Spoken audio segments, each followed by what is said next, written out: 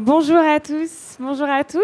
Merci de nous avoir rejoints pour cette conférence, ce petit moment d'échange qu'on va prendre aujourd'hui pour parler d'un sujet ô combien épineux, à savoir la radicalité. Donc je vais commencer par me présenter très rapidement. Moi, je suis Lorraine Boudard, je suis journaliste, activiste, je suis la cofondatrice du média Climax.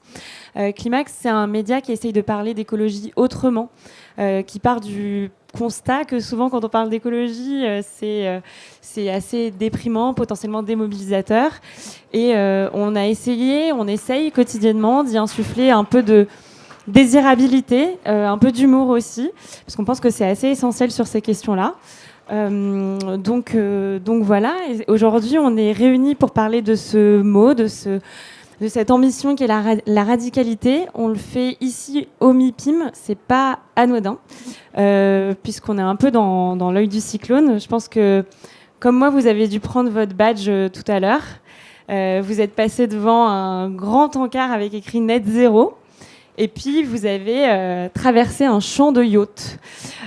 Donc, on est dans ce qu'on peut appeler une forme de dissonance cognitive assez extrême. Et je pense que, justement, c'est tout l'intérêt de ce moment d'échange qu'on va avoir aujourd'hui, c'est de porter ces messages-là à cet endroit précis. Et à ce moment précis aussi, parce qu'on est à un moment charnière. En ce moment même, les dernières lignes de l'ultime rapport du GIEC sont en train d'être écrites. Il va sortir d'ici quelques jours. On n'est plus dans l'ère du climato-scepticisme. Je pense que c'est assez révolu, à part quelques huluberlus. La grande question aujourd'hui, c'est de savoir comment on se met en mouvement, comment on passe à l'action. C'est aussi une question de rythme, une question de timing, de prise en compte de l'urgence. Et c'est là, je pense, que se joue certainement l'enjeu et puis les frictions qu'on va avoir au sein de différentes parties prenantes. Et donc, cette radicalité, aujourd'hui, elle sort pas de nulle part. C'est-à-dire que c'est pas un sujet qu'on a choisi au pif, on n'a pas vu la lumière. C'est le fruit d'un long chemin qu'on a entamé il y a 1 an déjà, ici, avec Bouygues Immobilier, au MIPIM. On était avec Gilles Boeuf, on parlait de biodiversité, et puis on a poursuivi avec Timothée Paric, où on a parlé de ce chiffon rouge qui est la décroissance. Et puis aujourd'hui, donc, on va parler de radicalité. Donc pour ce faire, je suis entourée d'une équipe de choc. Alors, à mes côtés se trouve donc Stécie Elgrin, à ma droite. Vous êtes activiste, vous êtes aussi la fondatrice de La Corneille. La Corneille, c'est un média qui est dédié aux vivants. Et puis, dans vos activités militantes, vous êtes notamment investi pour stopper le projet ICOP. Vous allez nous en parler un petit peu plus en détail. Je pense qu'ici, tout le monde en a déjà entendu parler. Si Stécie a bien fait son travail, je l'espère. Guillaume Carlier à votre droite, enfin à ta droite, qui est donc le directeur de la stratégie climat de Bouygues Immobilier. Flora Le Bolloc, qui est responsable du pilotage des nouvelles offres chez Bouygues Immobilier. Et puis Christophe Sampels. Christophe, toi, tu es le cofondateur et le DG de Lumia. Lumia, c'est un établissement d'enseignement et de formation qui est dédié à la transition des organisations, notamment à travers ce concept que tu défends, qui est l'économie régénérative. Donc on est réunis ici aujourd'hui. Je pense qu'on a chacun notre propre vision de ce que ça veut dire être radical. Et je pense que chacune de ces visions, finalement, va vers le même objectif, transitionne vers le même objectif. Et c'est ça qui va être intéressant de débattre. Et donc peut-être qu'on va commencer par ça, par cette question, à savoir comment revenir à la source et à l'étymologie de ce que ça veut dire être radical. Radical, l'étymologie de radical, ça vient de radix. Radix en latin, ça veut dire la racine. Et donc, être radical, finalement, c'est pas forcément bloquer des routes, ça veut dire aller à la racine d'un problème. Et donc, peut-être que je vais commencer par ça. Qu'est-ce que ça veut dire pour vous être radical ? Stécie, peut-être que tu peux commencer.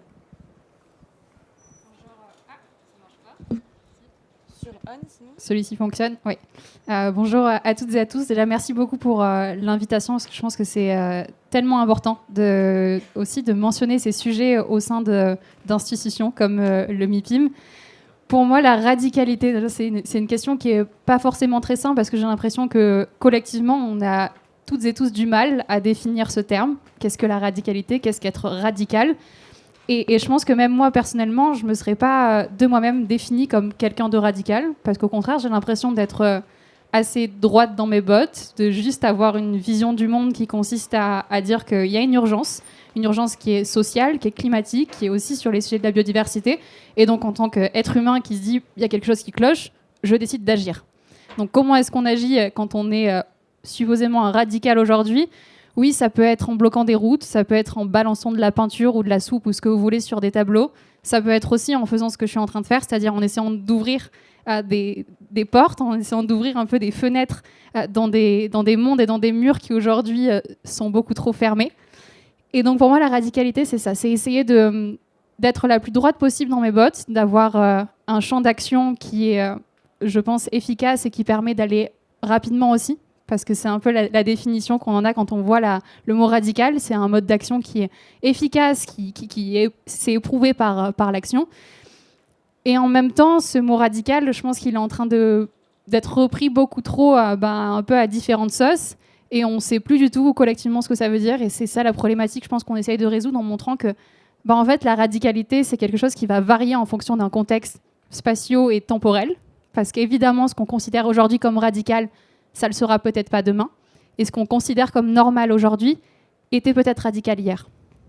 Et c'est un truc qu'on voit notamment quand on se déplace sur le globe. Par exemple, notre système de santé et notre sécurité sociale, qu'on considère comme quelque chose de normal et qui protège notre société et qui fait qu'aujourd'hui, que des personnes qui n'ont pas les moyens, par exemple, d'aller à l'hôpital par elles-mêmes, peuvent le faire et qui est un basique des droits humains ici en Europe, ne sera pas la normalité, sera considéré comme quelque chose de radical quand on va aux États-Unis. Quand une Alexandria Ocasio-Cortez parle justement d'avoir une université qui est gratuite et qui permet à des étudiants de ne pas s'endetter sur 40 ans juste pour pouvoir faire des études et pour pouvoir essayer de faire progresser notre monde, elle apparaît comme quelqu'un de radical. Ici, en France, on se dit, nos étudiants, on a envie de les aider, on a envie qu'ils puissent commencer correctement dans la vie, donc c'est tout à fait normal. Donc c'est aussi ça que je voulais apporter comme contribution sur ce terme de radicalité, c'est de dire qu'en fait, c'est assez subjectif, ce que c'est la radicalité, et qu'avant, les femmes qui se battaient pour leurs droits, le droit de vote, le droit à l'avortement, elles étaient considérées comme des folles et des radicales. Aujourd'hui, je pense que ces droits-là, qu'on soit un homme, une femme ou ce qu'on veut être, on considère que c'est normal, ces droits-là. Donc peut-être que ce que vous considérez aujourd'hui comme quelque chose de radical, demain, vous direz merci parce qu'il y aura des gens qui se seront battus pour les avoir. Guillaume. Waouh. Alors la radicalité, moi je la vois aussi par rapport à la mise en action. Finalement, parce que dans le terme de radicalité, souvent on appelle radicalité finalement la manière d'agir pour répondre véritablement à une cause profonde. Je vais prendre un exemple très concret. Il y a quelques temps, on avait constaté malheureusement la disparition de la couche d'ozone. On a réussi radicalement à supprimer les gaz responsables de ça. Bon, il se trouve que malheureusement, ceux qu'on a remplacés réchauffent 14 000 fois plus l'atmosphère. Mais bon, globalement, on a réussi à prendre radicalement cette posture.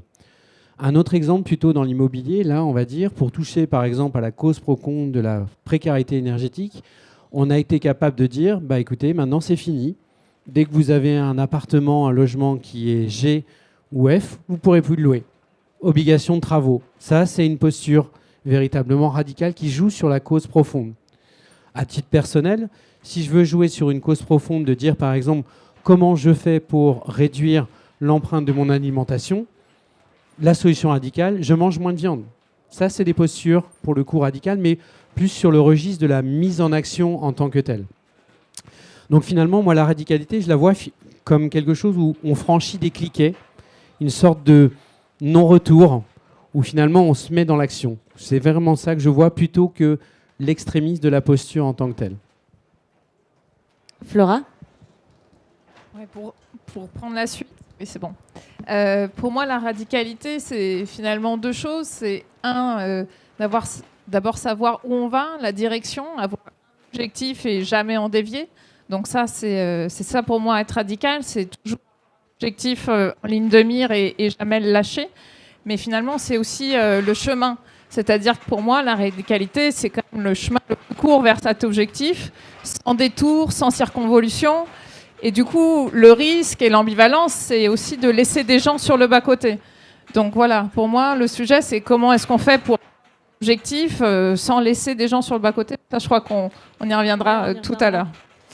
Et Christophe, est-ce que toi, tu crois à cette radicalité comme force de mouvement, de mise en action, par exemple? Ce serait quoi, toi, ta vision de cette radicalité? Alors moi, je dirais que aujourd'hui, si on se positionne à la hauteur des enjeux qui sont les nôtres, on a toutes les chances d'être taxé de radical. Parce que, et je trouve que c'est intéressant de regarder la radicalité par ce bout-là. En fait, être radical, c'est peut-être d'abord avoir le courage de comprendre les conditions d'équilibre du système Terre et de comprendre qu'aujourd'hui, on les déstabilise de manière extrêmement significative. C'est d'essayer d'en tirer les conclusions et c'est de calibrer son action à la juste hauteur de ce qui est en train de se jouer. Et donc, paradoxalement, quand on prend conscience de l'urgence et de l'intensité des efforts à fournir et qu'on essaye de mettre des actions en cohérence par rapport à cette urgence et à cette intensité d'action, on va être taxé de radical. Mais s'il faut y passer par là pour être taxé de radical, bah, je prends l'étiquette, ok, ça me va bien. Alors, une fois que je dis ça, je pense qu'être radical, c'est peut-être reconnaître aussi que voilà des décennies qu'on se trompe d'objectifs à l'échelle des organisations, à l'échelle des entreprises, à l'échelle des secteurs économiques. On a d'abord fait peu cas de la question environnementale, considérant qu'elle échappait au champ de l'économique. Aujourd'hui, on commence à se rendre compte que l'économique ne pourra pas durablement prospérer dans un environnement qui écologiquement est en train de se déliter. Et donc, on est en train d'essayer, à marche plus ou moins forcée, de réduire ses impacts négatifs. Malheureusement, la mauvaise nouvelle, c'est que c'est un dead end. Ça ne suffira pas. Aujourd'hui, on ne peut pas réduire les impacts négatifs de nos activités. On doit générer des impacts positifs nets sur les écosystèmes. On doit générer des impacts positifs nets sur la société. Tout simplement parce que nous avons tellement dégradé les conditions d'équilibre de notre système Terre que si même aujourd'hui nous étions net zéro, ce qui était affiché en grand à l'entrée, eh bien, les conditions d'équilibre restent très menacées. Donc nous devons engager un travail de réparation de ce que nous avons abîmé, de régénération, mais on aura l'occasion de développer. Oui, je voulais rebondir sur ce point de net zéro qu'on voit un peu partout ici. Tout le monde se revendique du net zéro. Cette année, le grand mot aussi est présent au MIPIM, c'est la résilience. Il y a tout un tas de mots comme ça qui sont finalement avalés par le secteur business, finalement qui paraissent être vidés de leur substance une fois qu'on est ici présent dans une forêt d'yachts. Ma question, c'est est-ce qu'une première forme de radicalité, ce ne serait pas justement de se débarrasser de ces éléments de langage et de faire en sorte qu'on ne les vide pas de leur substance? Et je me tourne vers vous, Flora et Guillaume. Bon, je commence. Si, très certainement. D'ailleurs, pour preuve, la semaine prochaine, on fait, dans le petit écosystème de Bouygues Immobilier, une conférence sur le greenwashing. Voilà. Parce que c'est ça, faut dire les choses telles qu'elles sont. Oui, je pense que très clairement, il faut faire le ménage de toute cette sémantique qui nous nuit énormément, finalement, et qui nous empêche radicalement d'avancer. Il faut sortir du zéro net, neutralité, compensation, etc. Enfin, moi, je suis un fervent participant adhérent de cette démarche-là. Pourquoi ? Parce que quand on est occupé à faire ça, finalement, on n'est pas occupé à concrètement rentrer dans l'action. Et puis, finalement, ce qui se passe aussi, c'est que ce greenwashing, on saute d'un état aujourd'hui, on est sur cette logique de résilience, et puis demain, il y en aura une autre. On n'arrive pas à se concentrer finalement sur la véritable action. Et c'est pour ça que des exercices comme on fait aujourd'hui, qu'on a initié, vous vous rappeliez, depuis maintenant 1 an, à se remettre en question, à sortir du cadre et finalement de ne pas rester dans un vocabulaire convenu. On est quand même sur une conférence où on parle de cession, récession versus... bref, on sort vraiment de tout ce champ lexical. Je pense que là, pour le coup, encore une fois, c'est une mise en mouvement. Je dirais même, au-delà des éléments de langage, il y a effectivement une mode aussi sur les concepts. Il y a eu toute cette mouvance autour de la Smart City. On s'est dit, en fait, la tech va résoudre tous les grands problèmes urbains, etc. Et en fait, voilà, on en revient aussi. Donc, nous, c'est aussi un peu le shift qu'on a fait, le parti pris qu'on a eu à la direction du design, c'est de transformer la direction de l'innovation en direction du design. Et là, on attendait peut-être de nous aussi de produire des études sur la Smart City. On a dit, en fait, non, ce qu'on aimerait faire, nous, c'est faire des maquettes en carton et puis on va mettre des vrais gens dedans. Déplaceront dans l'espace et puis nous diront comment ils se sentent, comment ils ressentent l'espace, etc. Donc on nous a regardé un petit peu bizarrement au départ. Mais oui, en fait, notre parti pris, c'était ça, c'était de revenir un peu aux essentiels, aux besoins de l'usager. Oui, nous, on travaille sur des logements, donc regardez comment quelqu'un s'approprie une cuisine, son espace, ça va être déterminant dans son quotidien pendant des années. Donc oui, la valeur de faire ça, plus que de travailler d'autres sujets qui étaient peut-être un peu plus en vogue à l'époque. Donc c'est aussi une certaine forme de radicalité que d'assumer des sujets qui ne sont pas toujours dans l'air du temps. Est-ce qu'aujourd'hui, vous travaillez encore sur la Smart City, par exemple, chez Bouygues Immobilier? Est-ce que c'est encore un sujet ou pas du tout? On ne la travaille pas comme ça. Après, nous, ce qu'on travaille, c'est en tout cas la ville vivable à 2050. Donc, certains l'appellent encore Smart City. Nous, on ne l'appelle plus trop comme ça.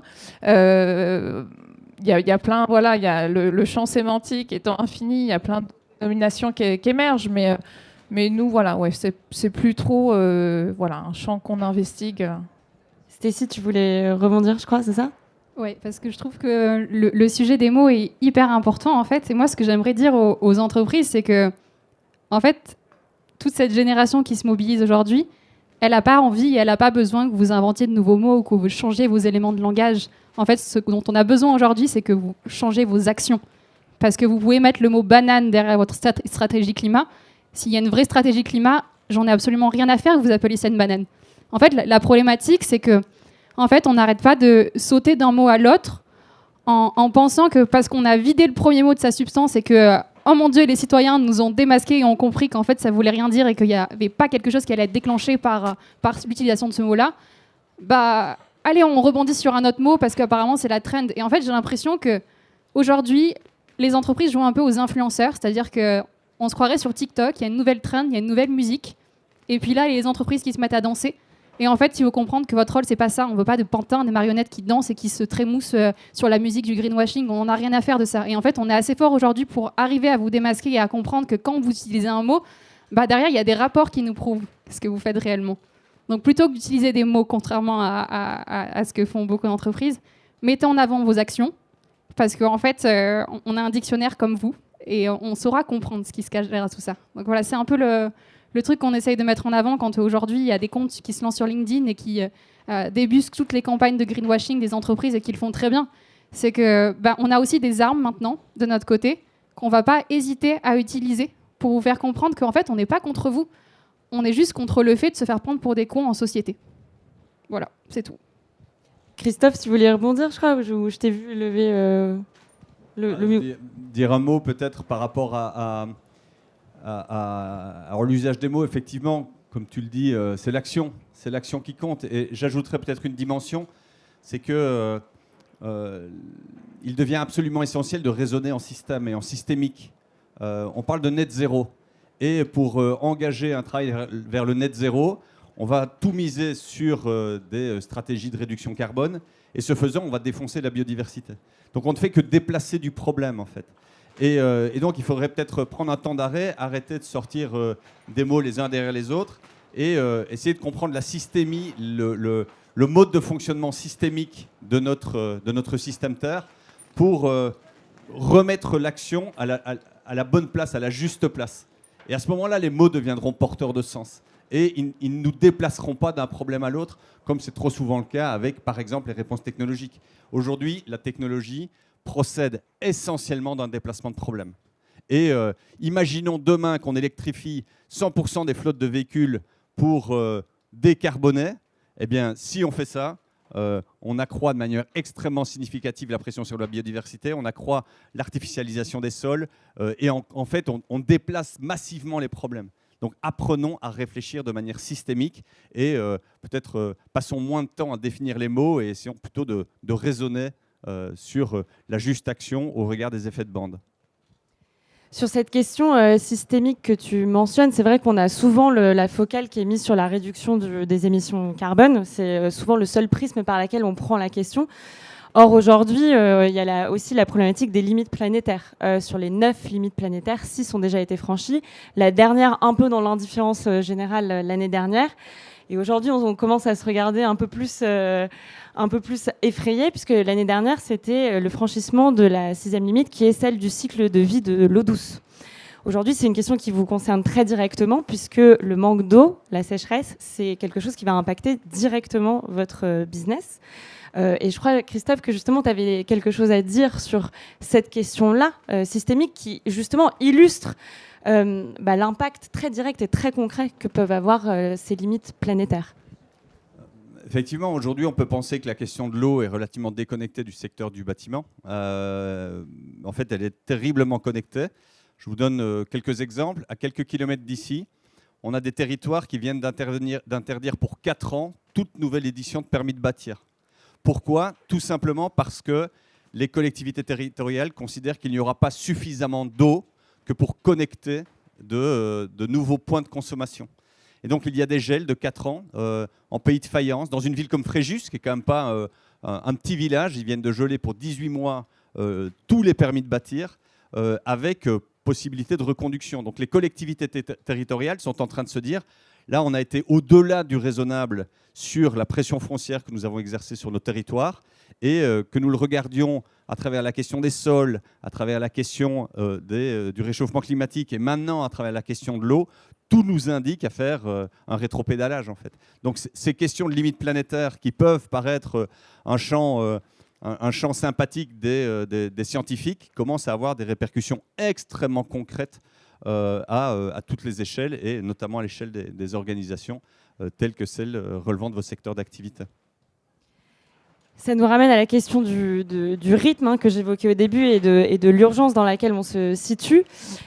Et pour en revenir aux objectifs qu'on se donne, et notamment aux émissions de CO2, est-ce que quelqu'un dans cette salle saurait me dire de combien les émissions de CO2 ont baissé en France l'année dernière ?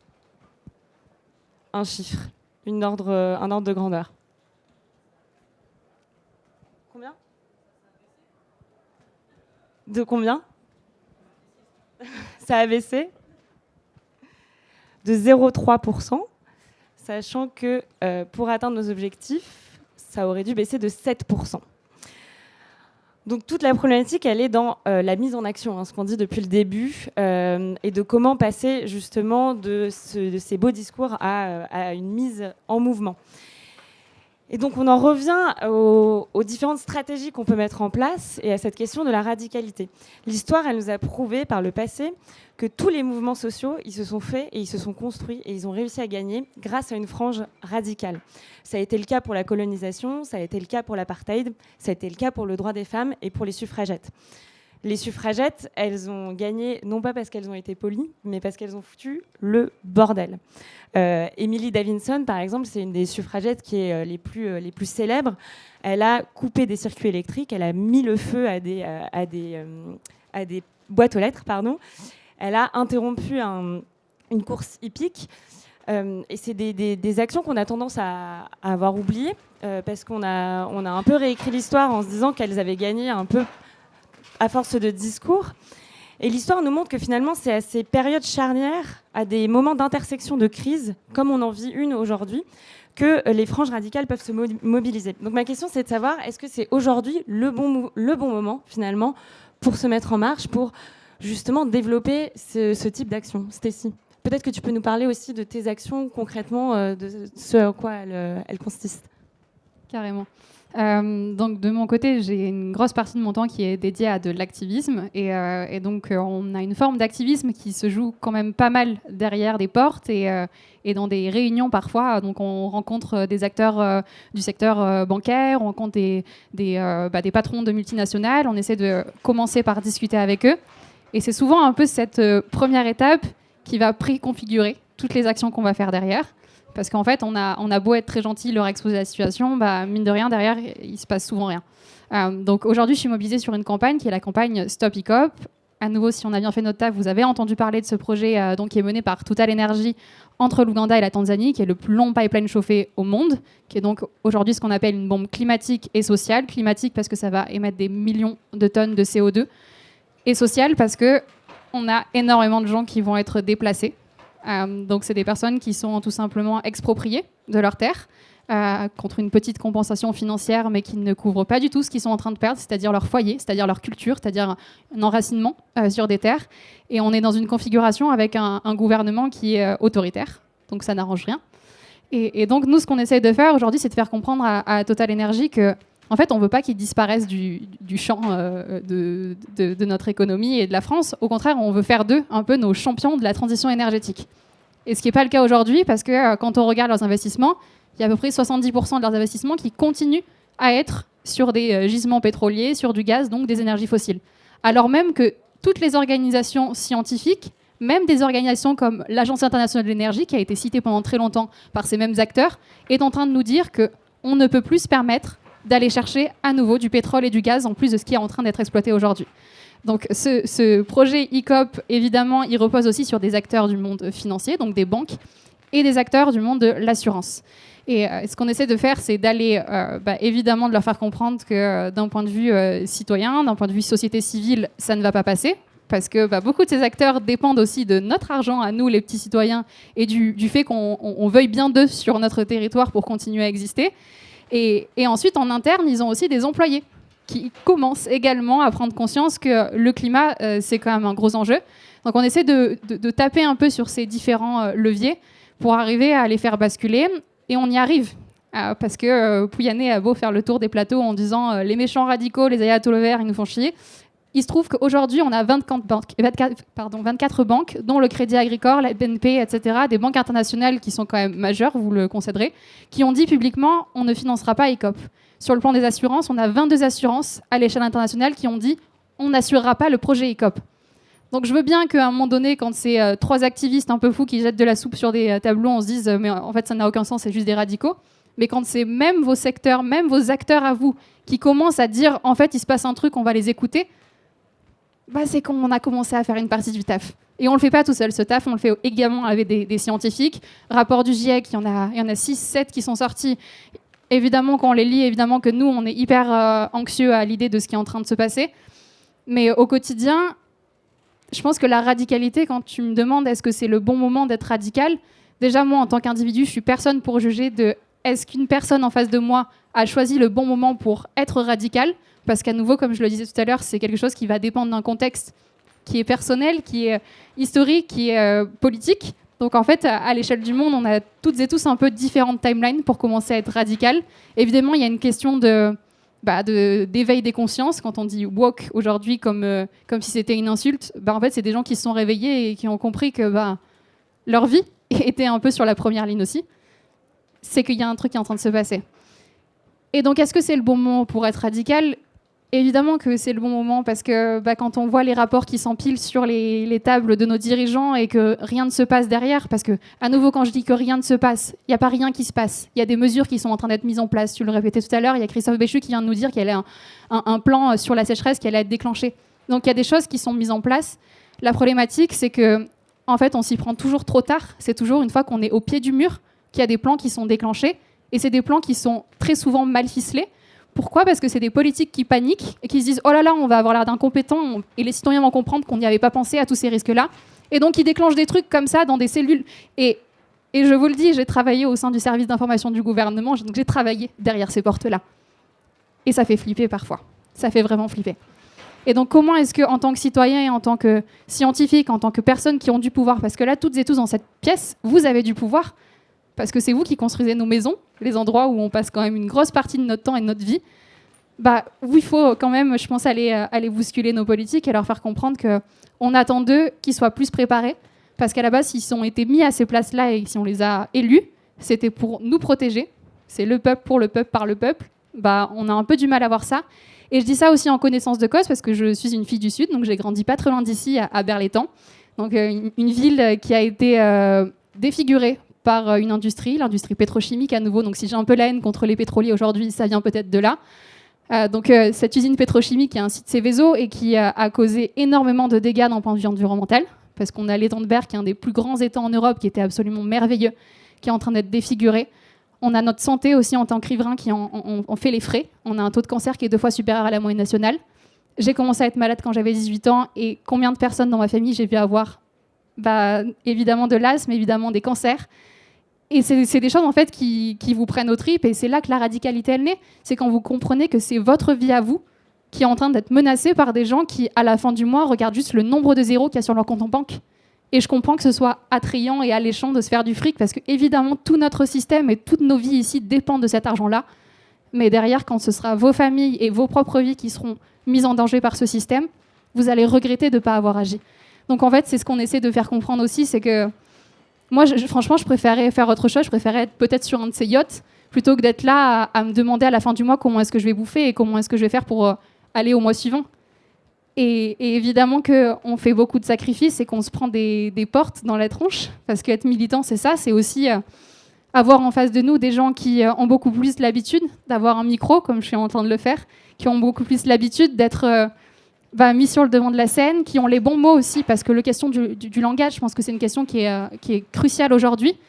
Et donc on est jeune, on est une femme, machin, on cumule un peu toutes les choses qu'il ne faudrait pas être aujourd'hui, et on s'en prend dans la tronche. Et pourtant, on y va encore parce qu'on est persuadé que ce qu'on fait, on le fait au bon moment et on le fait pour les bonnes raisons.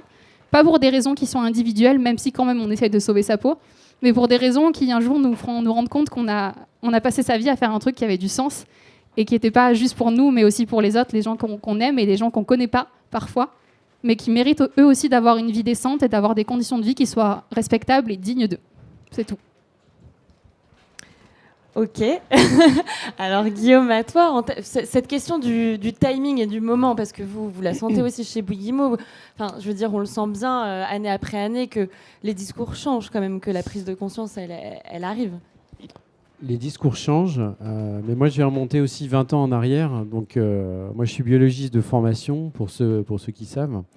Et la particularité, c'est qu'il y a 20 ans, finalement, quand je me suis engagé là-dedans, plutôt sur une fibre, on va dire, environnementale, et en gardant ce lien, en se disant la transition écologique sera le moteur de ma vie, finalement, on jugeait un peu radical. Je suis écologue, donc j'étais écologiste. De même qu'on peut taxer un sociologue d'être socialiste, je ne sais pas. Est-ce que le raccourci est aussi facile ? Mais en tout cas, c'est celui qu'on fait encore aujourd'hui. Moi, j'ai été biberonné finalement au système qualité, dans une logique mathématique, analyse de risque, état des lieux, plan d'action, objectifs, indicateurs. Et ça a toutes ses vertus parce que c'est ce qui a permis de transformer nos modèles d'affaires et malgré tout, de voir des industries, de voir leur impact environnemental diminuer. Suffisamment, non. Assez vite, bien sûr que non. Donc, toute cette étape-là était nécessaire, mais aujourd'hui, elle est bien évidemment insuffisante. Pourquoi ?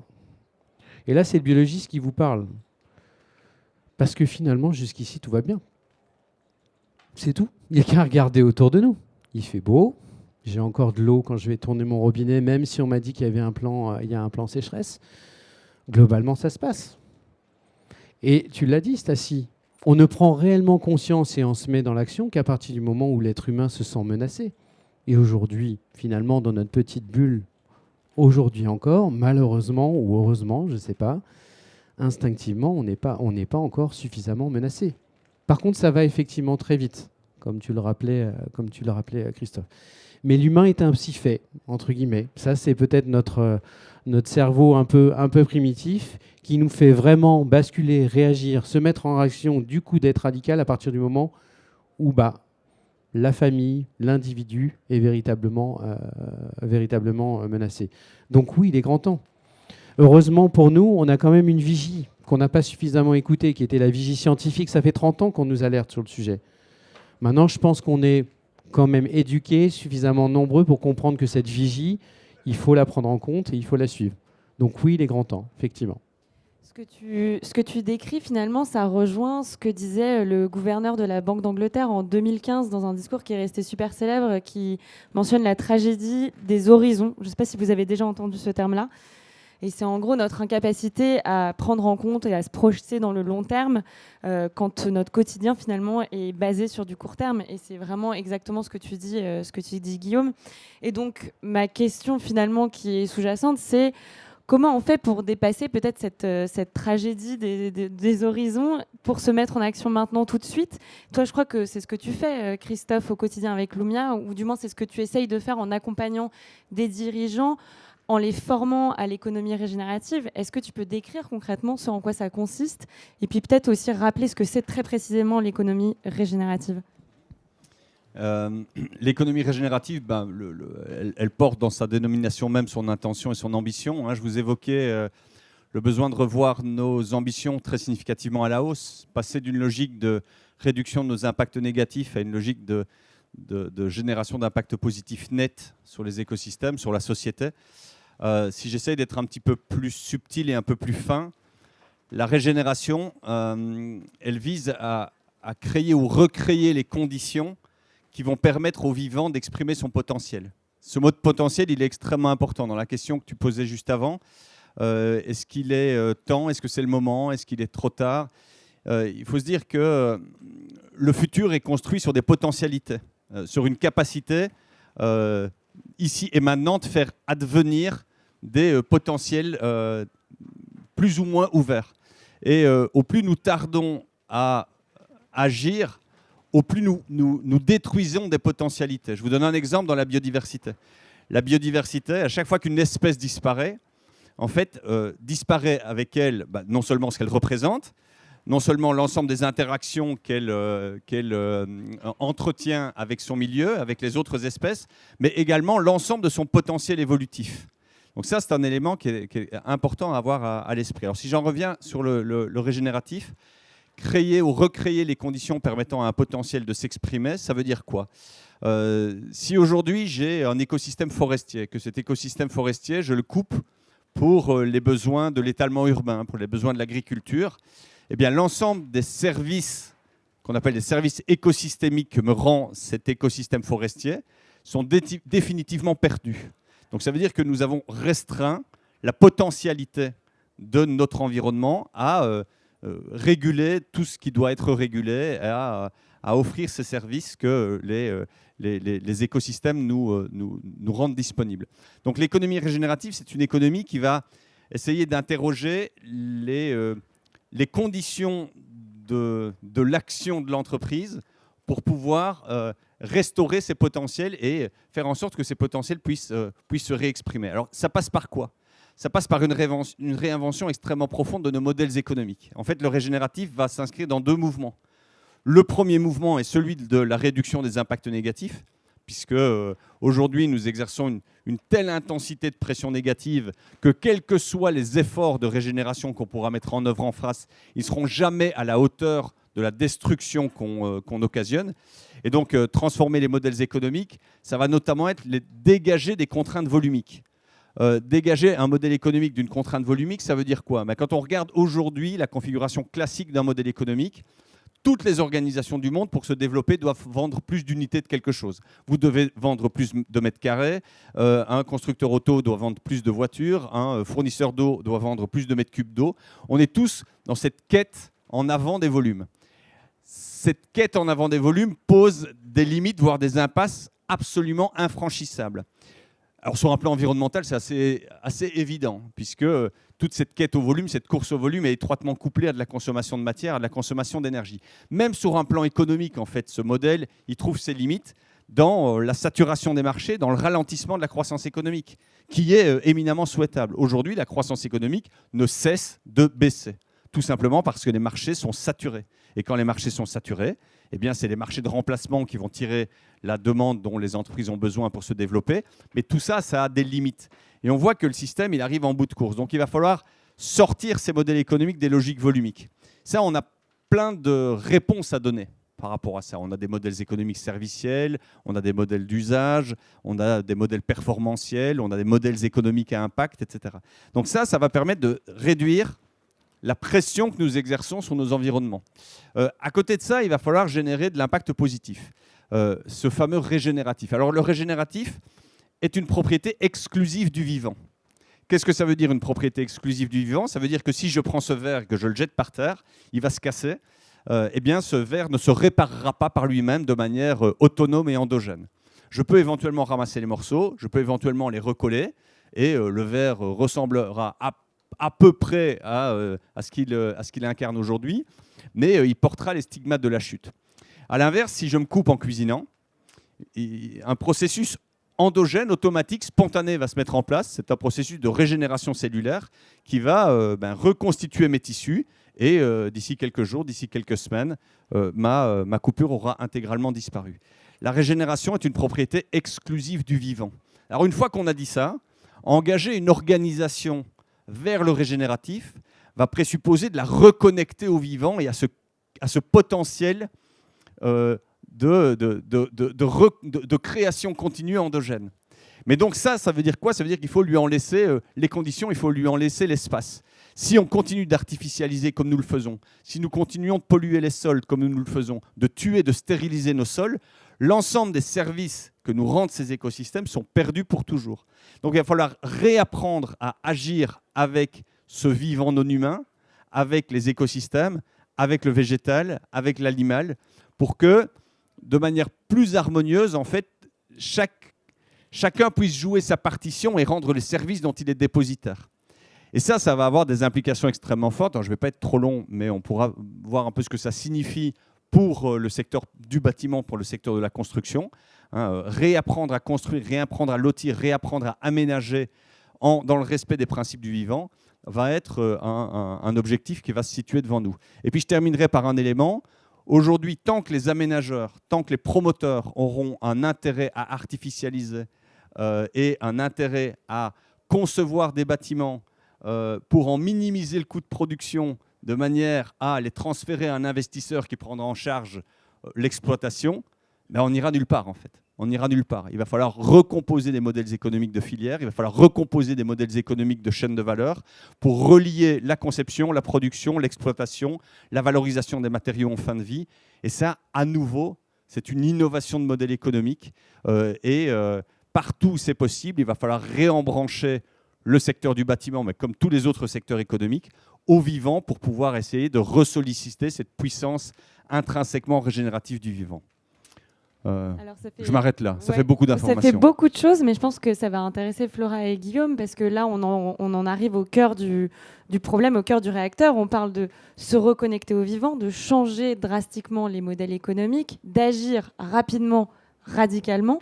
Comment tout ça, ça se traduit concrètement chez Bouygues Immobilier? Flora.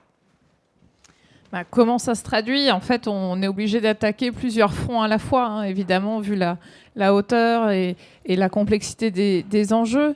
Ce qu'on essaie de faire, c'est aussi jouer sur les temporalités, comme on le disait tout à l'heure. Donc, il y a déjà des actions qui sont entreprises dès aujourd'hui pour réduire l'empreinte carbone de l'ensemble de notre production. Donc, chez nous, on va dire plus de 80% de notre activité, c'est du résidentiel. Donc, c'est des résidences de logement. Donc, déjà, là, ce qu'on a décidé chez Bouygues Immobilier, c'est de déployer une démarche qui s'appelle Cœur de Vie, qui vise à réduire l'empreinte carbone déjà sur nos projets. Et ça, c'est pas facile. Faire un démonstrateur, c'est une chose. Arriver sur l'ensemble. Ouais, je sais pas si... Arriver sur l'ensemble. Non, je pense que c'est... Je dois avoir une fréquence, voilà. Arriver sur l'ensemble de notre production de logements à afficher et à tenir des engagements ambitieux, ça c'est aussi, c'est assez fort. Donc déjà, il y a des choses qu'on fait aujourd'hui sur toute notre production, mais il y a aussi cette réflexion de plus long terme. Nous, finalement, on a essayé de créer un espace un petit peu de radicalité autour de la notion de concept building. Donc on s'est dit, on va créer des projets qui sont pas projets au sens de projet immobilier, projets vraiment plus conceptuels, prospectifs, justement pour se créer des espaces où on arrive déjà à se donner du temps, de réfléchir, d'interroger des experts et de se poser les bonnes questions. Donc on travaille sur 2 concept building. Un sur l'ultra bas carbone, dont je parlerai un petit peu plus tout à l'heure, mais un autre aussi qui réinterroge notre lien finalement entre humain et nature, entre humain et vivant, à travers le cadre bâti.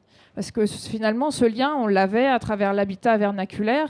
Il y a plein de savoir-faire ancestraux qu'on a développés. Et finalement, on a perdu pas mal de cette sagesse à l'époque moderne, alors au profit d'autres choses. On a aussi gagné des choses à l'époque moderne, etc.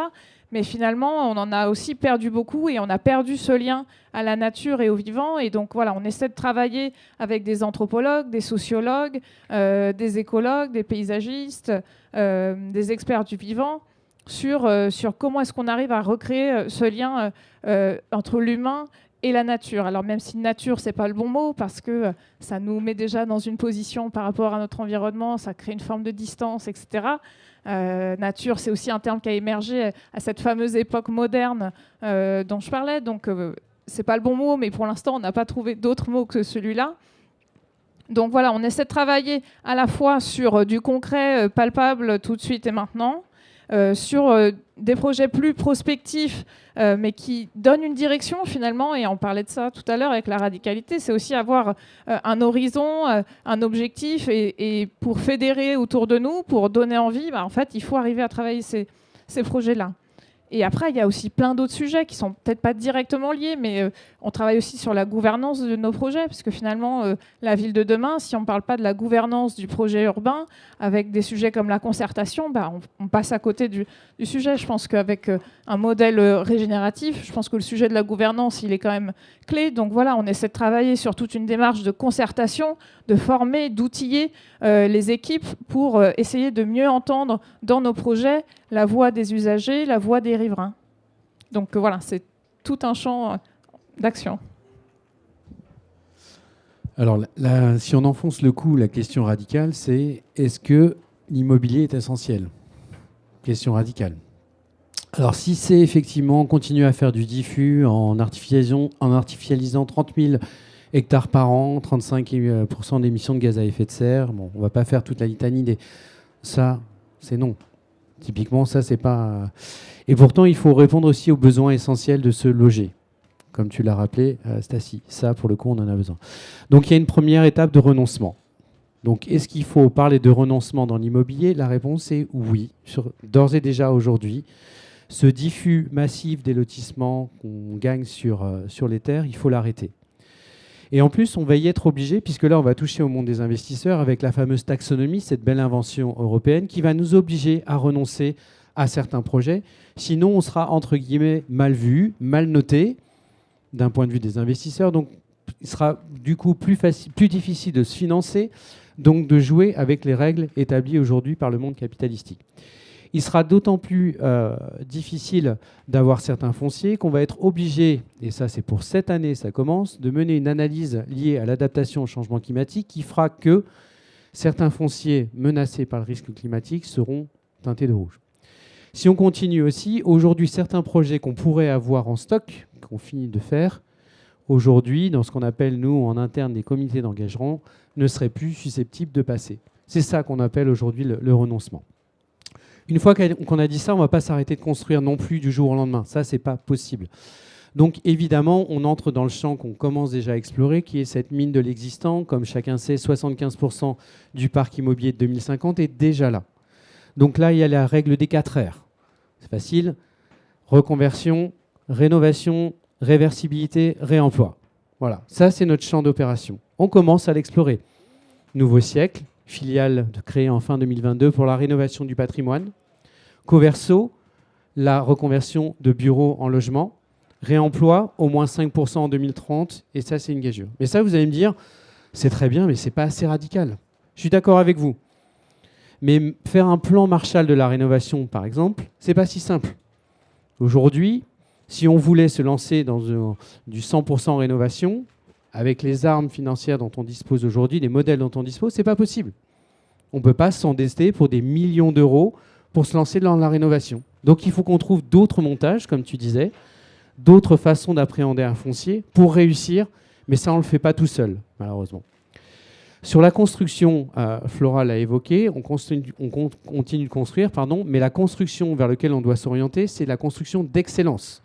C'est la maximisation de la haute performance environnementale, dédouaner complètement demain du béton, du gaz. Ça, c'est ce vers quoi, typiquement, on doit aller. Ça, c'est la vraie radicalité. pour aller un cran plus loin, parce que j'aime toujours aller un tout petit peu plus loin, moi, je voulais vous faire rebondir tous collectivement sur ce que l'économiste Timothée Parric vous invitait à faire au CIMI. Donc, il y a quelques mois, il challengeait Bouygues Immobilier de faire une Patagonia. Alors, faire une Patagonia, qu'est-ce que ça veut dire ? Vous avez peut-être entendu parler de ce qui s'est passé il y a quelques mois. Yvon Chouinard, qui est le fondateur de Patagonia, qui est son créateur, qui est aussi un alpiniste et qui est aussi aujourd'hui un vieux monsieur de 84 ans. Donc, plutôt que de coter son entreprise en bourse ou de la vendre, ce qu'il a décidé de faire, c'est de la léguer intégralement à une ONG et de confier à cette ONG l'intégralité des bénéfices de son entreprise. Ça représente 100 millions d'euros par an. Donc c'est pas rien, et ces 100 millions d'euros par an, ils sont intégralement dédiés à la protection de l'environnement. Donc ce qu'il a fait, Yvon Chouinard, il a réinventé une forme de modèle économique finalement. C'est-à-dire que c'est passé d'une logique de l'économie quantitative, à savoir consommer toujours plus, dépenser toujours plus, produire toujours plus, à une économie plus qualitative. Et donc, ma question aujourd'hui, et je me tournerai vers Christophe et puis vers Stécie, c'est si vous, aujourd'hui, vous deviez challenger Bouygues Immobilier, si demain vous étiez embauché par Guillaume et Flora pour travailler chez Bouygues Immobilier, quelles seraient vos mesures radicales, vos premières mesures ? Qu'est-ce que toi tu ferais, par exemple, Stécie, si demain tu es Chief Impact Officer de Bouygues Immobilier ?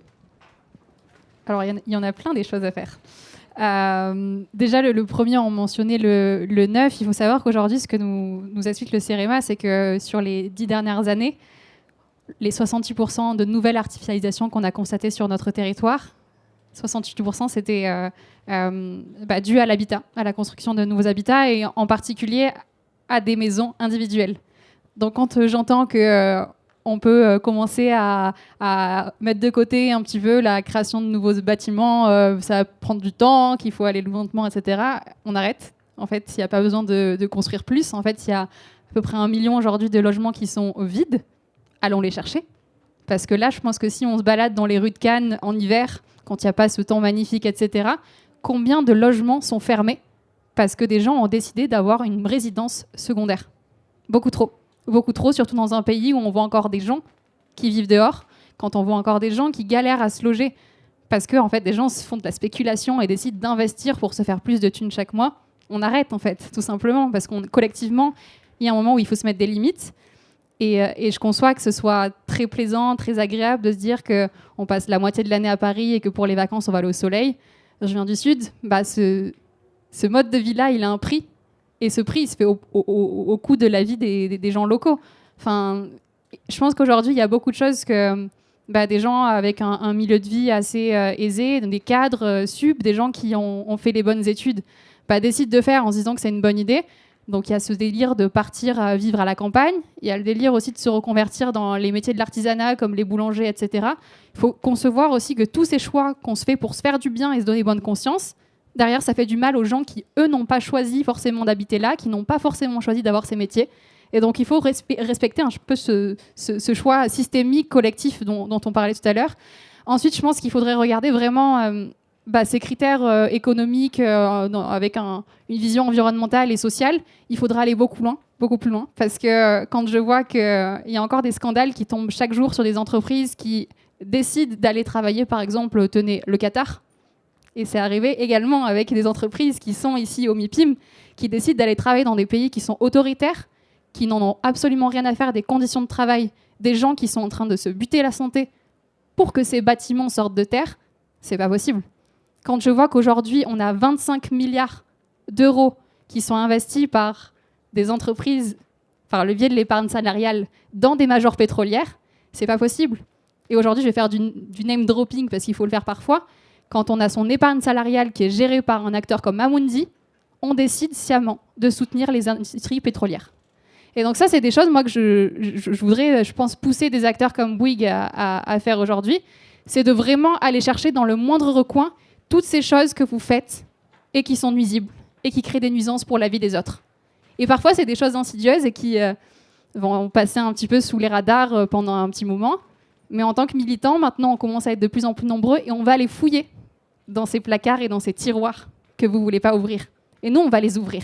On va les ouvrir comment ? Évidemment, en commençant par faire des rapports, en comprenant ce qui se passe et la manière dont sont en train de se faire les choses qui sont complexes, qui sont compliquées.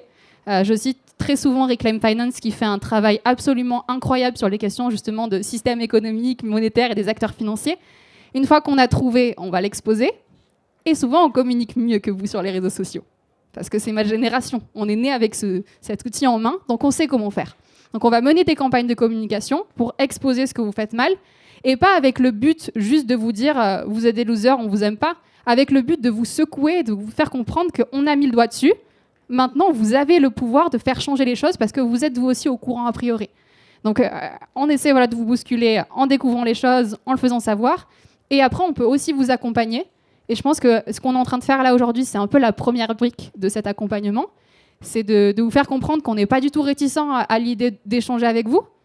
Et je pense que c'est une idée qui est beaucoup véhiculée dans les médias et par des gens qui n'ont pas compris notre posture, que soi-disant on ne voudrait pas parler et qu'on serait juste dans la dénonciation et dans l'indignation finalement. Si on veut sauver le monde, entre guillemets, et sauver notre petite espèce, c'est aussi avec vous qu'on veut le faire. Et c'est pareil sur la question des générations. Si aujourd'hui, on a l'impression que c'est les jeunes versus les boomers, dans la réalité, c'est pas du tout ça. Combien il y a de personnes autour de moi qui ont plus de 60 ans, qui ont déjà porté les combats avant même que je ne sois née, et dont je suis reconnaissante pour cette action-là. Donc c'est aussi savoir recréer des ponts entre des mondes, savoir ouvrir des portes qui, certes, vont pas être très désagréables, je pense, parce que ça fait jamais du bien de se rendre compte qu'il reste encore tellement de choses à faire et qu'on a l'impression qu'on n'en fait jamais assez et qu'il y aura toujours quelqu'un qui viendra nous chercher des noises à nous faire comprendre qu'on est les méchants. Vous êtes des méchants parfois, c'est vrai, mais vous êtes aussi une grosse partie de la solution et on a besoin de vous. Et c'est pour ça qu'on est autant de militants à faire ce travail de venir parler dans des endroits où parfois on se fait un peu huer. Je pense à une Camille Etienne qui a osé parler de la réduction du temps de travail au MEDEF. Je pense à d'autres militants qui vont sur des plateaux télé, chez Hanouna ou autres, et qui se font ridiculiser. C'est parce qu'en fait, on a envie de faire avec vous et qu'on a compris que, oui, nous, on avait cette radicalité dès maintenant, mais vous avez déjà les clés de la maison. Et cette maison, vous l'avez construite. Maintenant, il faut savoir la léguer et savoir comprendre qu'on va venir faire du homestaging à la Stéphane Plaza ensemble, parce qu'on a besoin de ça. On a besoin de gens qui vont mettre des plantes partout, parce que la biodiversité, c'est cool. On a besoin de gens qui vont, à un moment donné, quand vous ne serez plus là, parce qu'on est toutes et tous venus au monde avec une durée limitée, il faudra quelqu'un pour s'en occuper de cette maison. Et si vous nous la laissez en ruine, ça va être compliqué. On a beaucoup d'énergie, on commence à comprendre comment reconstruire le monde, mais il y a un moment donné, si vous nous filez la maison, qu'on a 70 piges et que vous ne nous avez pas appris à la gérer, cette maison, ça va être compliqué. Donc aidez-nous à la manière dont on essaie de vous aider aujourd'hui. Guillaume, je t'ai vu prendre plein de notes. Est-ce que tu laisses les clés de la maison à Stécie alors ? La dernière fois que je me suis retrouvé dans cette configuration, c'était au CIMIR, rappelle-toi. On m'a dit, tu as 20% d'économie, enfin, on réduit de 20% de l'activité de Bouygues Immobilier, qu'est-ce que tu fais ? Donc là, je ne vous dis pas la tête de mes collègues de l'immobilier tertiaire quand je leur ai dit, bon, ça sera toi. Voilà, moins 20%, c'est toi. La question, sur le côté régénératif, on peut regarder un peu ce qui se passe de ce côté-là. Très clairement, la question régénérative chez Bouygues Immobilier, on l'a. Stécie vient de le dire. On a la chance quand même, pour le coup, d'être sûr d'une chose, c'est que notre besoin est essentiel. Se loger. Là-dessus, il n'y a pas de doute à avoir là-dessus. Par contre, se loger, effectivement, en minimisant, voire en annihilant complètement la réduction des impacts environnementaux, créant des cadres de vie, répondant aux nouveaux usages sociaux et sociétaux, créer du bien-être, et tout ça dans un environnement climatique pour lequel on doit s'adapter. Facile. C'est quand même une équation qui est, pour le coup, assez compliquée. Donc, est-ce qu'on est sur un modèle régénératif ? Est-ce qu'on est une entreprise à mission ? On voudrait peut-être l'être, mais aujourd'hui, on n'est pas prêt. Très clairement. On a commencé un plan de transformation. Voilà, je lâche le gros mot lié aux entreprises. Oui, on se transforme. On a même un beau papillon qui fait sa mue sur le sujet. C'est notre emblème. Bref, non, ce que je veux dire par là, c'est que oui, le temps de l'immobilier est relativement long. Je vais vous prendre un exemple. Aujourd'hui, on a pris une position radicale qui est de dire on sort du gaz. Sortir du gaz, ça veut dire, sur une offre logement, 100% de pompe à chaleur. Plus de gaz chez Bouygues Immobilier. Ça veut dire 8 à 10 000 logements par an qui sortent du gaz. C'est de la construction neuve, je suis d'accord. Mais bon, voilà. Pour faire ça, c'est pas neutre. c'est embarquer tout un écosystème. Ça se fait pas. Voilà, trouver des fournisseurs de pompes à chaleur qui vous font 10 000 pompes à chaleur par an, c'est pas neutre. C'est compliqué. On ne se dédouane pas notre responsabilité, mais c'est quand même compliqué. Et le temps veut que, malheureusement, les fruits de cette action, on ne va les récolter que dans 2 ans. À partir du moment où j'appuie sur le bouton en 2023, je ne vois l'efficacité de ce que j'entreprends qu'en 2025. Et je ne parle pas du temps de l'aménagement, où là, on est sur des horizons 5 ans, 10 ans. Donc, effectivement, il y a urgence, entre guillemets, à agir. Et sur cette voie du régénératif, on n'y est pas. Le gros sujet qu'on a, je pense, chez Bouygues Immobilier par rapport au sujet du régénératif, de cette logique de basculer et changer complètement de paradigme, notre gros souci, c'est le foncier. Le foncier, c'est le responsable de tous nos maux. C'est celui, effectivement, qu'on artificialise. Pourquoi on l'artificialise beaucoup ? Parce qu'on veut rester dans cette logique économique qui fait qu'aujourd'hui, avec une baisse de croissance, je vais essayer de construire le plus possible pour maintenir la marge. C'est ce même foncier qui est beaucoup trop cher pour que je puisse rénover. On en parlait tout à l'heure. C'est ce même foncier qui est aussi toujours trop cher pour que je puisse aller expérimenter les vraies actions qui vont nous permettre d'innover et d'ajouter une plus-value. C'est toujours ce même foncier qui est trop cher pour que la plupart d'entre nous puissent se loger. Tout revient à cette logique du foncier. Donc finalement, la question, on ne va pas y répondre ce soir, mais la vraie question régénérative, générative, c'est ce retour à la terre, entre guillemets, de se dire, ce foncier, est-ce que finalement, ce n'est pas un bien commun ? Et que toute cette logique de renoncement, etc., tout ce modèle, c'est toute cette spéculation qui doit effectivement s'arrêter. À partir du moment où on arrivera à trouver des clés, des solutions, des nouveaux schémas de foncier qui nous sortiront de cette logique de spéculation foncière, à ce moment-là, on pourra emprunter effectivement des logiques nouvelles.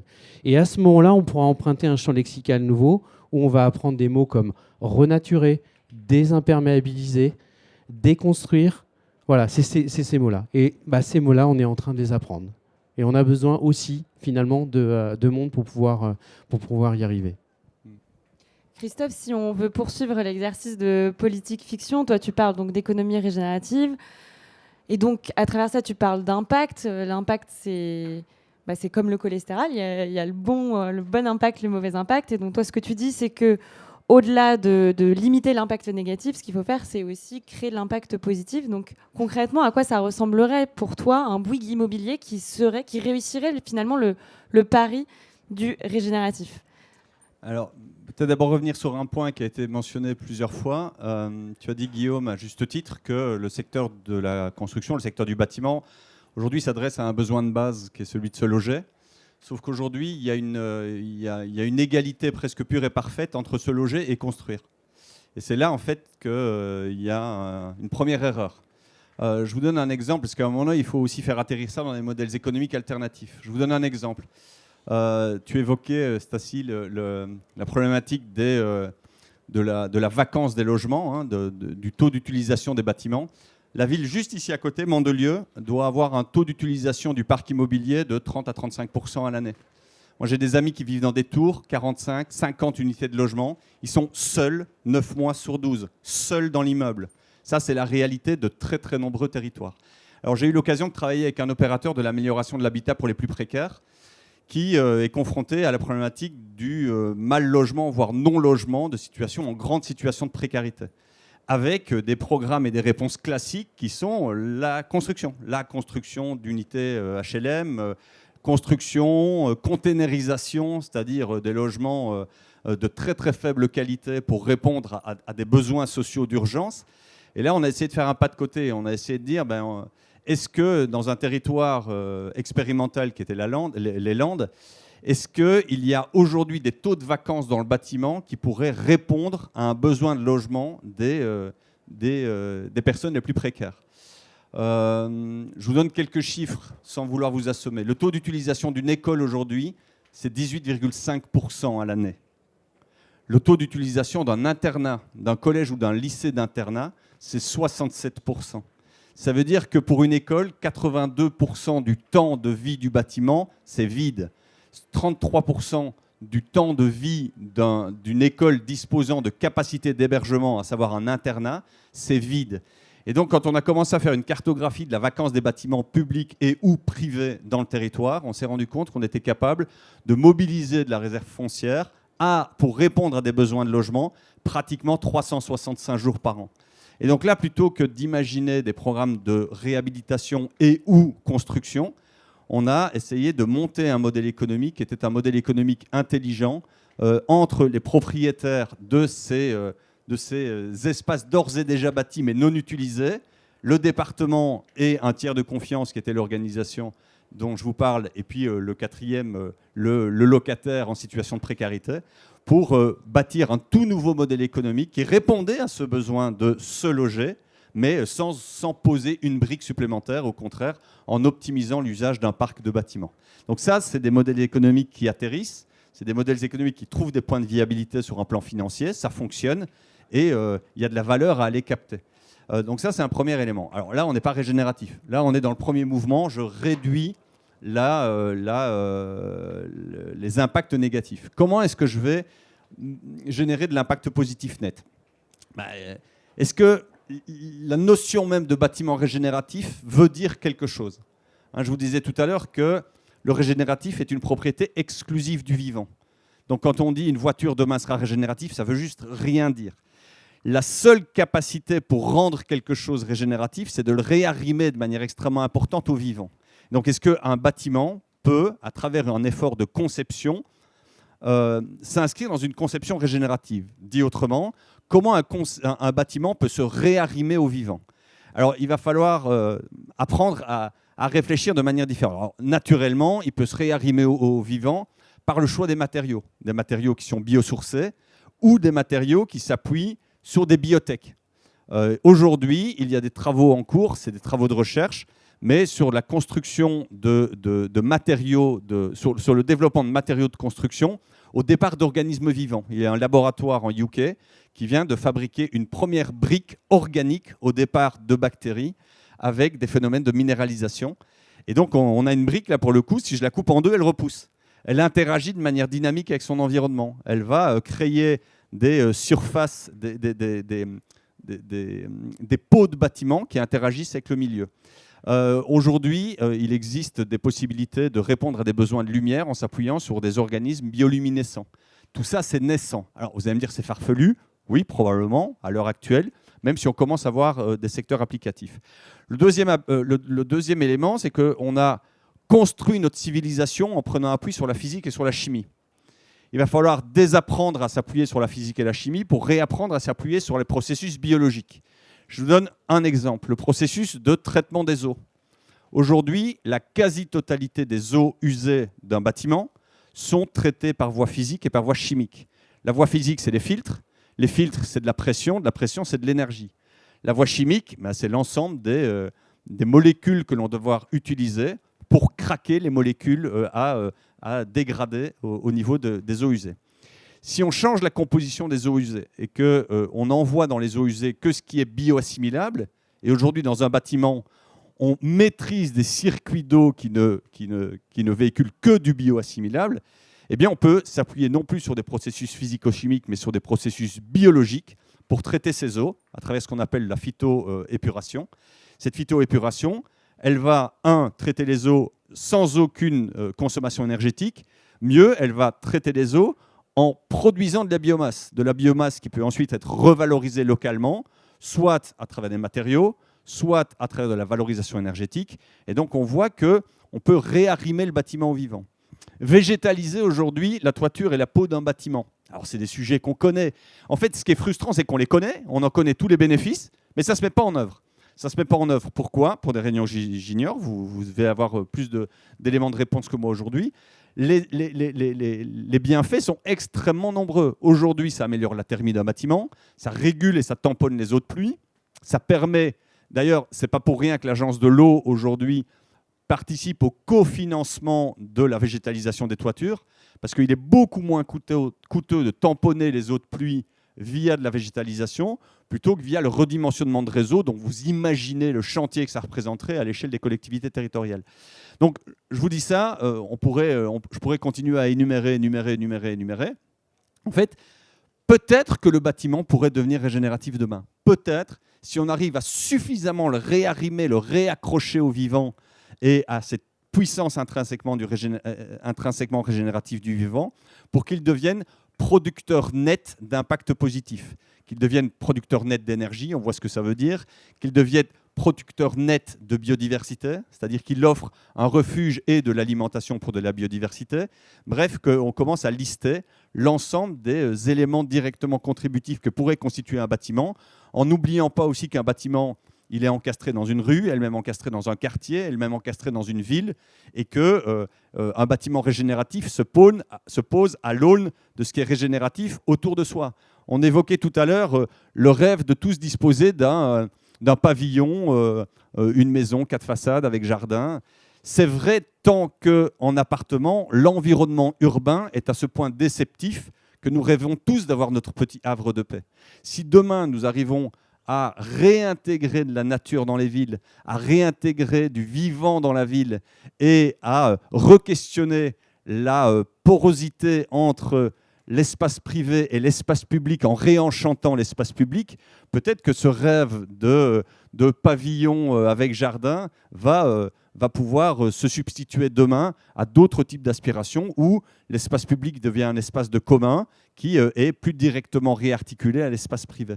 Et donc, penser le bâtiment régénératif, c'est aussi penser à l'ensemble des aménités qu'il va exister autour de ce bâtiment, là aussi en se réappuyant à la puissance du vivant. Je pourrais parler de ça pendant des heures, mais time is out. Oui, parce qu'au final, là, ce qu'on pose, c'est une question qui est vertigineuse et qui est beaucoup plus large, c'est-à-dire à quoi rêvons-nous ? Et à quoi aspirons-nous en tant qu'humains, en tant qu'humanité ? Et est-ce que c'est justement cette fameuse maison avec piscine à Cannes, ou est-ce que c'est du co-living, du bâtiment régénératif, etc. Et moi, je voulais justement conclure avec cette question des imaginaires et une citation que je voulais vous lire avant de vous laisser, qui est celle de Raymond Williams, qui dit « Être radical, c'est rendre l'espoir possible plutôt que le désespoir convaincant ». Et du coup, ça questionne justement cette idée des imaginaires. Et qu'est-ce qui manque finalement aujourd'hui au discours écologique pour convaincre ? Est-ce que c'est cette question des imaginaires ? Et toi, Flora, par exemple, c'est précisément ce à quoi tu travailles au quotidien, c'est-à-dire dessiner des horizons avec les projets de prospection que tu dessines. Est-ce que pour toi, c'est justement une brique essentielle et qui nous manque dans ces discours qu'on peut avoir aujourd'hui autour de l'urgence, de l'action ? Peut-être que c'est cet horizon désirable dans lequel on pourrait se projeter ?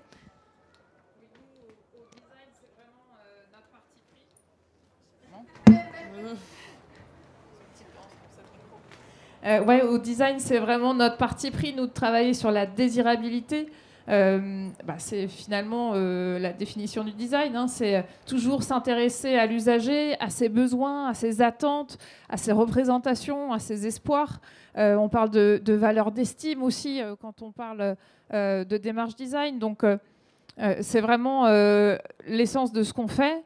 Peut-être en réponse à ce que je venais d'entendre sur cette dynamique régénérative, finalement, elle résonne beaucoup là, sur tous les projets qu'on essaie de lancer, sur toutes les nouvelles offres, et aussi celles qui sont déjà en déploiement aujourd'hui. Hein, quand on avait cette discussion sur le jardin, notre concept jardin, il est hyper travaillé du point de vue de la biodiversité, avec intervention d'écologues, avec des bonnes pratiques sur la végétalisation, etc. Mais au design derrière, on va aussi travailler les usages pour que justement les gens viennent trouver dans le jardin de leur résidence cet espace vert dont ils ont envie, dont ils ont besoin, pour éviter qu'ils aillent finalement dans le pavillonnaire avec leur jardin privatif. Donc vraiment, c'est des choses qu'on essaie de travailler là à toutes les échelles. Donc on a ce concept jardin d'une part, on a déjà parlé de Coverso, la transformation de bureaux obsolètes en logement. Donc on essaie aussi de régénérer le bâti existant, évidemment. On travaille sur un projet d'oasis de fraîcheur et de sociabilité, parce que comme on intervient sur des îlots de chaleur urbains déjà existants, comment on vient apporter de l'ombre, apporter de la fraîcheur, comment on vient intervenir sur la gestion de l'eau, comment on va aussi profiter de cette intervention d'acupuncture urbaine pour créer des sociabilités. Donc voilà, ça c'est aussi des sujets qu'on travaille. Et à travers nos concept building, ça c'est peut-être là-dessus qu'on travaille peut-être plus la question des imaginaires. Là encore, on travaille à la fois sur des solutions, mais on travaille un récit et des imaginaires toujours très en lien avec les besoins des gens. On a interrogé un sociologue des imaginaires qui nous a dit finalement, un imaginaire, ça ne se décrète pas. Ou alors on peut le décréter, mais il fait pchit s'il ne répond pas à des aspirations profondes. Donc, nous, ce qu'on essaie de faire, c'est toujours finalement aller s'ancrer dans des besoins, dans des attentes très concrètes des gens, mais aussi arriver à les projeter finalement dans une réalité qui, alors, elle est négative sur plein d'aspects, on le sait. On travaille à partir des projections des scientifiques, donc on sait qu'il y aura des aléas climatiques très forts, des vagues de chaleur, une hausse des températures, etc. Donc voilà, on est très lucide là-dessus et c'est finalement nos données de base, le contexte qu'on se donne. Mais néanmoins, ce qu'on va essayer de travailler avec nos concept building, c'est quand même des bâtiments qui offrent une vraie qualité de bâti, avec des loggias qui protègent de l'ensoleillement et donc du coup qui vont réguler la température, mais c'est aussi agréable à vivre une loggia, avec des espaces communs qui font que peut-être on aura moins de surface privative, mais aussi on aura des espaces pour se relier les uns aux autres. Et quand on parle de résilience, en fait le lien social c'est juste un déterminant énorme de la résilience. Donc comment est-ce qu'on arrive à créer ce lien social dans nos résidences? On travaille aussi là-dessus. Donc voilà, on essaie de se dire, finalement, même si le contexte sera difficile, à un moment, il faut aussi créer les conditions pour passer quand même des moments heureux, avoir un certain confort de vie. Et l'idée, c'est de le faire avec le moins d'impact négatif possible, évidemment. Voilà, donc on travaille des sujets finalement très low-tech, certains inspirés de l'habitat vernaculaire, le sujet de la ventilation naturelle. En fait, voilà, un rafraîchissement du logement, c'est possible, même sans clim. Donc on essaie de travailler des sujets qui sont efficaces du point de vue du carbone, qui parlent aux gens, parce que évidemment, ça va leur parler de ne pas acheter de clim, de ne pas payer une facture d'électricité qui est difficile à gérer à la fin du mois. Donc voilà, on essaie d'être bon sur la partie technique, mais aussi d'être bon sur la partie imaginaire et projection et donner envie. Donner envie, c'est important pour, finalement, on peut se dire dans une logique commerciale, mercantile, etc. Mais déjà, nous, pour s'inspirer collectivement chez Bouygues Immobilier, pour donner envie aux opérationnels de s'inspirer de telle ou telle idée, de telle ou telle brique de notre concept building, si on arrive à les projeter dans un imaginaire qui est positif, qui donne envie, qui est désirable, c'est quand même 1000 fois plus facile. Parce que oui, il y aura de la contrainte, elle arrive de partout, du réglementaire, aussi du monde économique. Donc il y a de la contrainte, il y a de la peur, c'est des leviers de transformation, mais ils ne sont pas suffisants. Donc nous, on essaie de travailler sur ce levier, en tout cas de la désirabilité. Je pense que c'est un levier effectivement qui est super fort aujourd'hui et qui est peut-être sous-estimé, cette question de la désirabilité, des imaginaires. Et je pense qu'aujourd'hui, en réalité, les discours écologiques souffrent aussi de ça, de tout ce vocabulaire autour du renoncement, de la restriction. Et la question aujourd'hui, c'est de se dire, si on n'a plus cette ville avec piscine, qu'est-ce qu'on a d'autre qui donne envie? Parce qu'en réalité, on a tous envie d'une ville avec piscine. Enfin, évidemment que ça a l'air chouette. Et il y a un exemple, moi, que j'aime beaucoup donner et que je trouve assez puissant sur cette question de comment on fait basculer les discours pour donner envie, pour tracer des horizons. Et c'est un exemple qui est un petit peu vieux, qui date de 1988. Donc peut-être que certains d'entre vous en ont souvenir. Et c'est celui du référendum chilien qui avait été mené par Pinochet pour savoir s'il allait rester au pouvoir ou pas. Et donc en gros, il souffrait d'une crise de légitimité. Il s'est dit, je vais faire un référendum, vous allez voir que tout le monde me veut, moi, au pouvoir. Ce qui s'est passé, c'est que toute une campagne politique s'est mise en place pour lutter contre justement pour lutter contre cette candidature de Pinochet.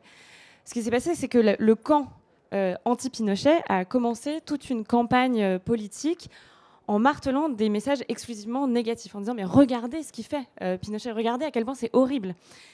Et en fait, ces messages-là ne s'ancraient pas, ne passaient pas, et les sondages montraient que Pinochet allait toujours être réélu. Ce qui s'est passé à la moitié de la campagne, c'est que les publicitaires ont décidé de changer complètement de braquet. Au lieu de marteler des messages négatifs, ils ont commencé à marteler des messages positifs et à dire mais regardez comme le monde sera meilleur quand il sera plus là, Pinochet. Regardez comment votre vie elle va changer finalement. Et c'est ça, en fait, qui a permis de faire partir Pinochet. C'est comme ça que le camp anti-Pinochet a gagné. Et je trouve que c'est aussi, finalement, un peu une leçon pour nous, militants, activistes, sur la manière dont on communique, sur comment on réussit à faire passer des messages. Et je pense que chacun, à notre niveau, on a ce rôle à jouer de tracer ses horizons, parce que sinon, ça peut aussi être très démobilisateur de marteler des messages d'urgence qui sont effectivement nécessaires, qui sont effectivement véridiques, mais on a besoin d'autre chose, je pense. Et c'est peut-être aussi cette manière de dépasser ce que je disais au début, c'est-à-dire cette espèce de tragédie des horizons dans laquelle on est aujourd'hui, qui est qu'on n'arrive pas à se projeter. Et donc peut-être que c'est ça, ce à quoi on doit s'atteler tous ensemble aujourd'hui. Et peut-être que c'est ça, être radical, s'attaquer à la source de ce à quoi on aspire. Et voilà, je pense qu'on n'a pas trop le temps, malheureusement, de vous faire rebondir sur cette question-là. C'est dommage, parce que j'aurais bien aimé vous entendre, mais je préfère entendre le public, parce que j'imagine que vous avez peut-être quelques questions à poser aux personnes autour de la table, et il s'est dit beaucoup de choses. Donc, si vous avez des choses à dire, n'hésitez pas, c'est le moment.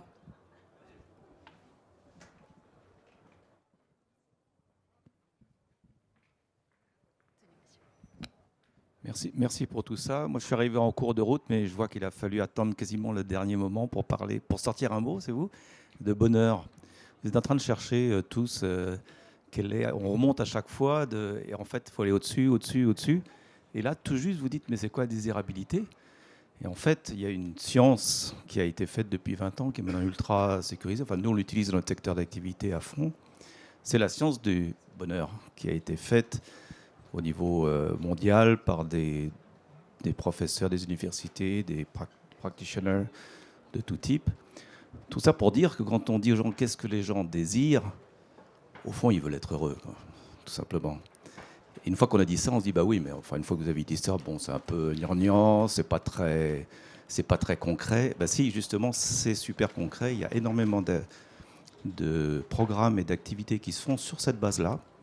Et c'est intéressant. Et une des choses que je voudrais poser à ce que vous dites là, c'est que vous parlez de radicalité.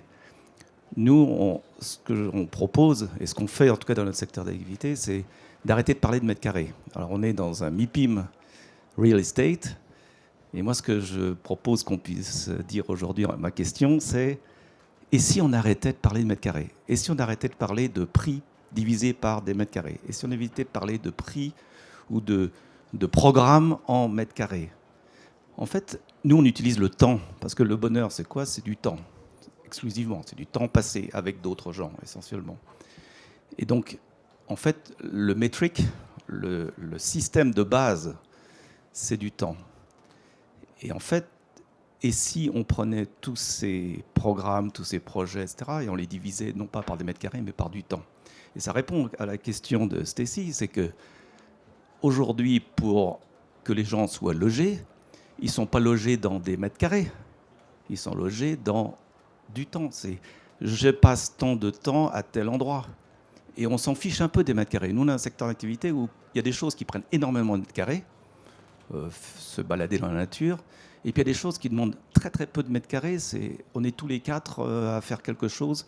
On a besoin de 1 mètre carré pour dîner, c'est super sympa.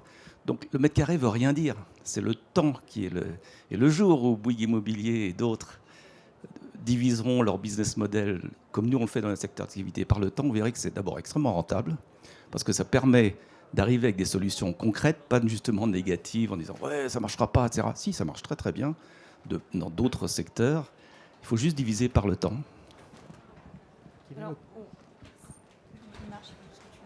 on s'en fiche pas tous des mètres carrés. Ceci dit, moi, je m'en fiche pas du nombre de mètres carrés de mon appartement, hein, parce qu'on n'a pas tous des surfaces super grandes. Donc, juste pour dire que, je pense que c'est quand même un métrique qui a du sens. Alors après, dans les business models, c'est autre chose.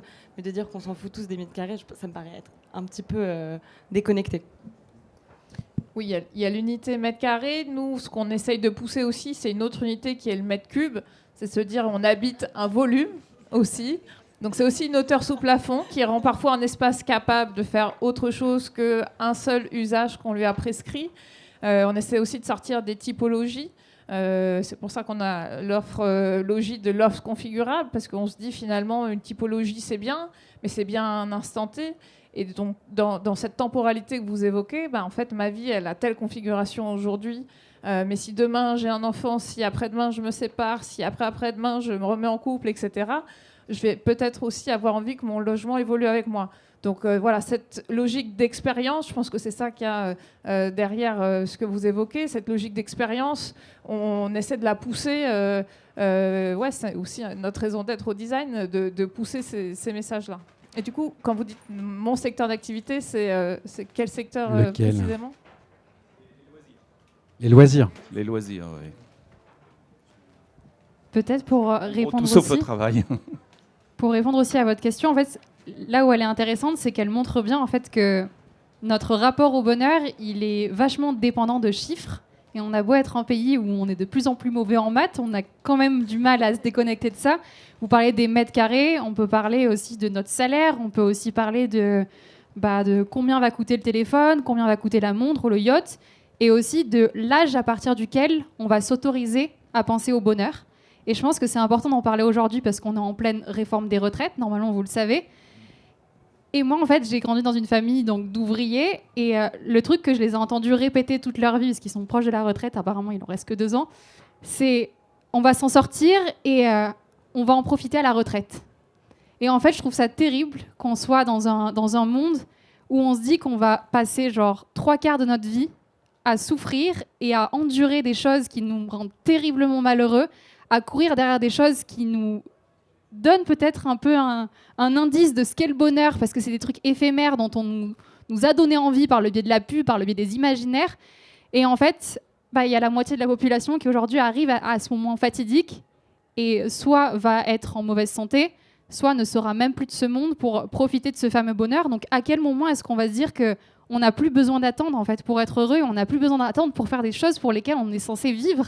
Et quand je dis les choses qu'on est censé faire pour vivre et être heureux, c'est pas uniquement une question de taf, c'est aussi une question de la répartition du temps. Et le temps, vous le mentionnez, mais c'est le temps aussi avec qui on le passe, à quoi on le passe, parce que ce temps, il n'est pas illimité. Et à nouveau, on parle de la retraite, de l'âge à 64 ans, comme si en fait c'était normal d'atteindre 64 ans. Mais il y a une forte probabilité aussi parfois pour que certains d'entre nous dans cette petite salle, on n'atteigne même pas cet âge-là. Et donc c'est à force aussi de se dire que en fait, on a repoussé toutes les limites, on a envoyé des gens sur Mars, on est en train de les envoyer sur la Lune, enfin on fait n'importe quoi avec toutes les limites planétaires et toutes les limites physiques. Et donc atteindre un âge quand même qui est assez avancé pour avant, c'est normal. Donc c'est aussi, je pense, questionner la normalité, la radicalité, notre rapport à tous ces trucs en fait on nous fait concevoir comme la nouvelle normalité. Et que nos politiques prennent aussi comme des références parce qu'une certaine partie de la population vit avec cette référence-là. Et à nouveau, tu parlais des mètres carrés en disant c'est pas le cas pour tout le monde. Il faut pas oublier qu'il y a toute une partie de la population aujourd'hui qui va passer ces 64 années de leur vie à faire des choses qui sont profondément chiantes, profondément douloureuses à faire au quotidien, parce que quand on travaille dans le bâtiment, qui est le milieu dans lequel on travaille ici au MIFIM, on n'en ressort pas indemne. Et c'est pas indemne d'un point de vue physique, parce que nos corps, en fait, c'est aussi une des premières victimes de ce putain de système capitaliste, mais c'est pas indemne aussi d'un point de vue psychologique, parce que quand vous avez passé votre vie à vous demander comment est-ce que je vais m'en sortir et comment est-ce que je vais arriver après la retraite, je peux vous dire que c'est une vie qui est pas facile et qui est pas plaisante, et le bonheur, il est même pas une variable de l'équation finalement. Donc c'est remettre le bonheur au centre de nos vies, mais dans tout, et aussi faire du bonheur une question qui est politique, parce qu'elle l'est, tout comme l'amour et tout comme ces relations qu'on a entre des êtres humains.